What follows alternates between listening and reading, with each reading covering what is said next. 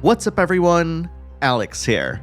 Reviewing a game as beloved as Tactics Ogre comes with a lot of pressure, and I for one felt it while making this review.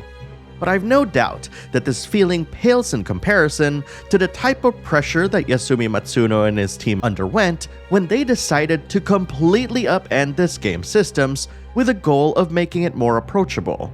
The result of these ruminations is Tactics Ogre Reborn, with the quote-unquote Reborn title signifying that while this game retains the story beats, characters, and choices that its previous iterations had, the underlying engine has been dramatically overhauled.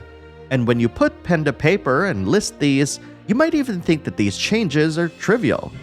But rest assured, Tactics Ogre Reborn attempts to flip the script, much like how it redefined an entire genre when it was first released. But did this come at too great a cost?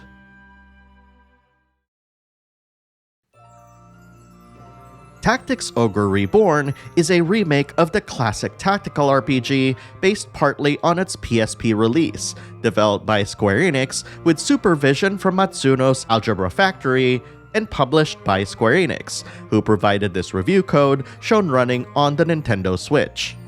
Tactics Ogre is a tale of war, following the plights of Denim, his sister Kachua, and his friend Vice, as they navigate through warring political factions and powerful men and women, vying control of a kingdom, slowly buckling under the weight of its factions' greedy ambitions. My experience with the series is severely limited, despite my 40+ years of playing games.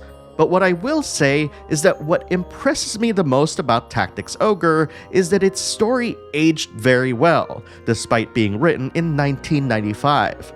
Sure, different localization passes have only improved this over time, and with more space, allows for more flourishes and expansions to its vocabulary, but this doesn't undercut how impressed I was when experiencing this narrative. It's a story of loss, betrayal, and hope, one that you get to choose the outcome. There are two different endings in Tactics Ogre Reborn, but the routes that'll take you there can vary depending on your choices. Will you take the lawful route and obey the law? Or fulfill your objectives no matter what and take a more chaotic tack? Or will you try to aim for neutrality? This might also sound contrary to many other opinions out there, but I actually really like that the story is primarily told and focused on Denim, Kachua, and Vice. It is true that there are many opportunities to tell the stories of many of the cast here, but much like in real life, other folks won't be quick to open up and tell their stories for no reason, and I found that to fit in with the selfish nature of how some of its warring factions behave. Sometimes, bad guys can just be bad guys, and that's that. While I don't intend on relisting every single thing that Tactics Ogre Reborn changes, as I've done so already in a previous video, I do find it necessary to bring some of these up in order to better illustrate how your gameplay experience will change in this release. The first most noticeable change has to be the introduction of union levels, which essentially serves as a level cap to prevent individual units from over-leveling. In Tactics Ogre Reborn, each individual unit no longer has levels depending on their class, like it was in Final Fantasy Tactics. Instead, you can change your class to whatever you want, and that individual unit will still keep its level, provided that you have the required materials for the class change. And along with the aforementioned union level cap, it's easier to reach the max of each individual unit's levels.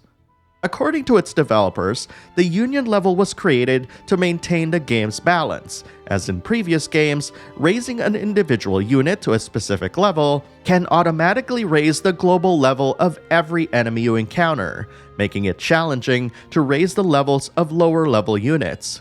And on paper, this looks like there's no way to overlevel content, and therefore, make its difficulty slightly more tenable.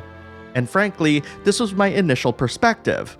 After all, what use is it to try and level cap every individual unit if it doesn't benefit me in the long run?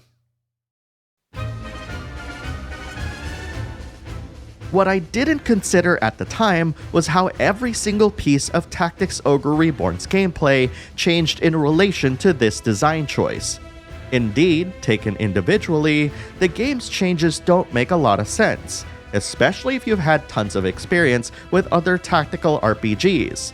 But when you start to look at how each of these pieces fit together, things start to make sense.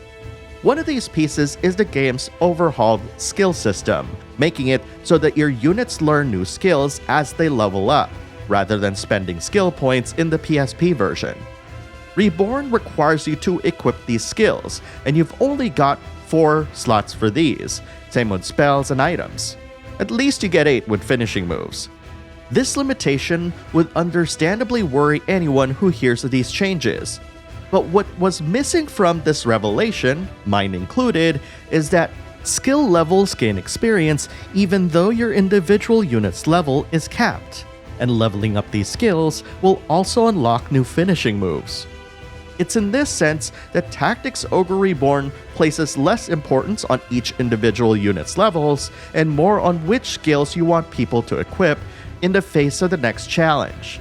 And given that you're now able to survey the battlefield before each skirmish, this will have you fiddling around with menus a bit more. Speaking of, I don't normally complain about menus, but the way you cycle through Reborn's menus can be a bit unintuitive.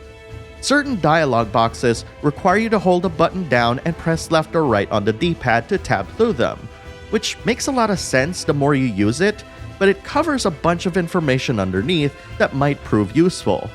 Also, while you're able to now compare pieces of gear while shopping, I can't really say that it's easy or intuitive either. Obviously, this all didn't matter much as I got used to it, but I can't help but feel that there could have been a better way to present all of this information. Going back to battle preparation, an element of Tactics Ogre Reborn that you won't be able to prepare for are the various buff cards that will randomly appear on the battlefield. Some of you have asked me if these can be turned off, and unfortunately, the answer is no. The reason being is that buff cards act as an emergent gameplay element during battles, adding unpredictability that makes each skirmish feel different despite revisiting the same locations. This might sound like a strange comparison, but if you think about how there are so many random things that could happen in games like Grand Theft Auto 3 that affect how you play, it's a similar concept. The existence of these buff cards forces you to make unorthodox decisions, asking you to play risky, which might benefit you in the battle in the long term. Conversely, the AI is highly aware of these buff cards, and will sometimes aim to get them to gain advantage in combat. Speaking of, Tactics Ogre Reborn's AI has been retuned to take advantage of each battlefield's terrain, and be more situationally aware. Leaders will hang further back cautiously, until they feel that their team's got the upper hand, while others can easily surround you if you're not careful. In a way, it very much feels closer to chess AI, pardon the comparison, with how every enemy unit reacts to your strategy, and I find that really fascinating. And if your situation feels as though it's falling apart, you can always use the Chariot Tarot to go back to a previous decision and make new ones. What's really cool about this is that unlike other rewind features that feature a linear timeline, Reborn will visibly show any and all deviations from a particular timeline, and you can even preview every move. Using the Chariot is limited, of course, but it's otherwise a great way of learning what to do and what not to do, especially for newcomers to the genre. And speaking a little bit more about Tactics Ogre Reborn's AI, for some reason, even though the enemy AI is smart, your guest AI is still dumb as rocks, and they just want to die every single time. That doesn't give me confidence to use the party AI that this game also allows you to utilize. For folks who kept saying that they wish that Reborn's smoothing filter could be turned off, I got news for you. It's not a filter. If it was, it would smear the whole screen and make it a blurry mess. But the fact is, not everything is a blurry mess, as evidenced by brickwork that still looks sharp and crisp. Instead of applying a filter over the image, the developers actually went through every tile and sprite and assessed and updated them accordingly. Naturally, whether or not you like this is going to be quite divisive, but for me, I think they did a pretty good job. The environments still evoke a sense of place that doesn't distract too much from their purpose, That is, to provide terrain for the battles to take place. They're a bit muted, no doubt, but this just helps the sprite pop a bit more. On the other hand, I am a bit mixed on the character sprites. They're bright, vibrant, and easily distinguishable on the battlefield, and therefore serve their purpose. But there's a part of me that's wishing to have a little bit more detail to justify the approach with how they process their appearance.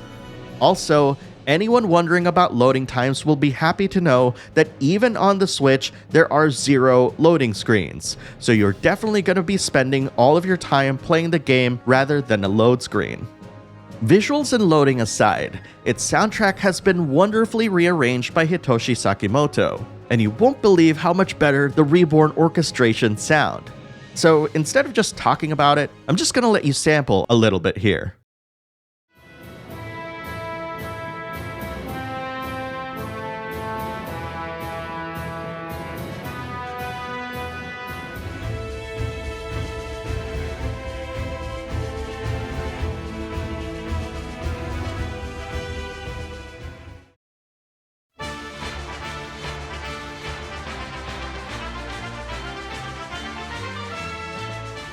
Tactics Ogre Reborn is an incredibly selfish game, one that's just as selfish as many of the warring factions found within.